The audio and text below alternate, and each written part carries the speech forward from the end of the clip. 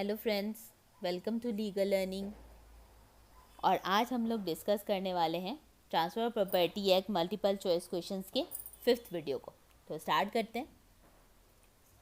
Question number 41 है, इन चारों में से कौन सा एब्सोल्यूट इंटरेस्ट और ऑनरशिप का एग्जाम्पल नहीं है? तो आंसर है मॉर्टगेज। मॉर्टगेज जो होता है वो होता है ट्रांसफ़र ऑफ इंटरेस्ट, सिर्फ इंटरेस्ट ट्रांसफ़र की जाती है, वो भी एब्सोल्यूट इंटरेस्ट ट्रांसफ़र नहीं होती है, सिर्फ पार्शियल इंटरेस्ट ट्रांसफ़र की जाती है, जिसमें ऑनरशिप भी ट्रांसफ़र नहीं होती है मूवेबल प्रॉपर्टी की। एग्जांपल जैसे हम लोग ले सकते हैं बैंक का। जैसे हम लोग बैंक से लोन लेते हैं, ठीक है, और हम लोग उस पर प्रॉपर्टी जो है, हम कोई भी प्रॉपर्टी बैंक को हम लोग दे देते हैं और उसकी बेसिस पे हम लोग कुछ पैसे बैंक से ले लेते हैं। और जब हम लोग वो बैंक को जब वो पैसे देते हैं तो फिर हम लोग प्रॉपर्टी वापस ले लेते हैं। तो वो प्रॉपर्टी जो बैंक को हम लोग लोन लेने के लिए जो एज ए सिक्योरिटी देते हैं, तो उस प्रॉपर्टी को मॉर्टगेज प्रॉपर्टी कहा जाता है। Question number 42, section 6 clause H of transfer of property act में कौन सी सिचुएशन में ट्रांसफर ऑफ प्रॉपर्टी नहीं की जा सकती? तो आंसर है where the transfer is oppose to the nature created thereby. अब यहाँ पे नेचर क्रिएटेड जो होता है उसका एग्जाम्पल क्या है? जैसे लाइट, एयर, रिवर, वो सब। जैसे लाइट, एयर, रिवर है, अगर उससे रिलेटेड कोई भी प्रॉपर्टी है जो नेचर के अगेंस्ट में है, तो वो प्रॉपर्टी हम लोग ट्रांसफ़र नहीं कर सकते। क्वेश्चन नंबर 43 है, ए ने बी को प्रॉपर्टी सेल की, ये कंडीशन के साथ कि वो ये प्रॉपर्टी किसी और को नहीं दे सकता। तो ऐसे कंडीशन जो है उसे वॉइड कंसिडर किया गया है। रीज़न ये है कि जब ए ने बी को प्रॉपर्टी ट्रांसफ़र की है तो उसने पूरी एब्सोल्यूट इंटरेस्ट, पूरी ऑनरशिप, मतलब पूरी प्रॉपर्टी दे दी, उसके साथ जितनी भी राइट टू एंजॉयमेंट है सब कुछ दे दिया। तो वो बी का एब्सोल्यूट ऑनरशिप है, ठीक है, एब्सोल्यूट ऑनरशिप उसे मिल जाता है, वो मालिक बन जा रहा है प्रॉपर्टी का। तो वो डिसाइड करेगा कि वो प्रॉपर्टी किसको देना है, किसको नहीं देना है। ए डिसाइड नहीं, किसे बेचेगा, किसे नहीं बेचेगा। क्वेश्चन नंबर 44, कौन से सिचुएशन में ऑर्डर ट्रांसफ़र या फिर transfer bye delivery of possession नहीं की जा सकती? तो आंसर है गिफ्ट ऑफ इमूवेबल प्रॉपर्टी। पहले आप नोट करें कि गिफ्ट में क्या होता है, एब्सोल्यूट ऑनरशिप ट्रांसफ़र होती है। अब ऐसा तो नहीं होता है कि आपने गिफ्ट दिया और वापस ले लिया, और ऐसा भी नहीं होता कि मतलब हाँ आप गिफ्ट मैंने आपको दिया, आप यूज़ करो, आप मुझे वापस। Gift of immovable properties. अब है क्वेश्चन नंबर 45, कौन से सेक्शन में ट्रांसफर ऑफ प्रॉपर्टी एक्ट में जज, चाहे कोई भी लीगल प्रैक्टिशनर, चाहे कोई भी ऑफिसर जो कोर्ट के साथ कनेक्टेड है, वो लोग एक्शनेबल क्लेम के लिए कॉम्पिटेंट ट्रांसफरी नहीं है? तो कौन से सेक्शन में है? सेक्शन 136। अब सिंपल सा कंसेप्ट है जूरिस्प्रूडेंस में, कहा जाता है कि a person can not be जज इन हिज ओन केस। एक पर्सन जो है वो अपने केस में जज नहीं बन सकता।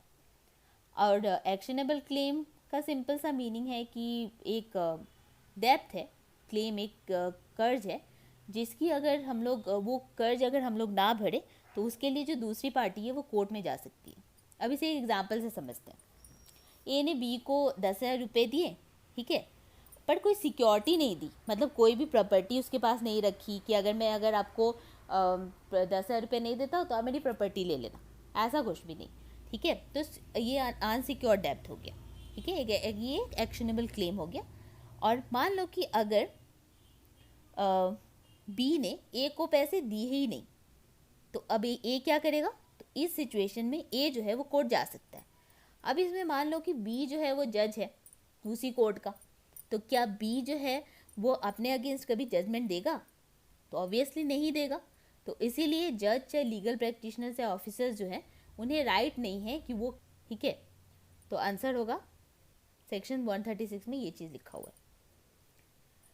क्वेश्चन नंबर 46 में है, 1885 में कौन सा क्लॉज ऐड हुआ था सेक्शन, मतलब एक डाउट रिलेटेड रिगार्डिंग कि मतलब non transferability of occupancy right in agriculture land.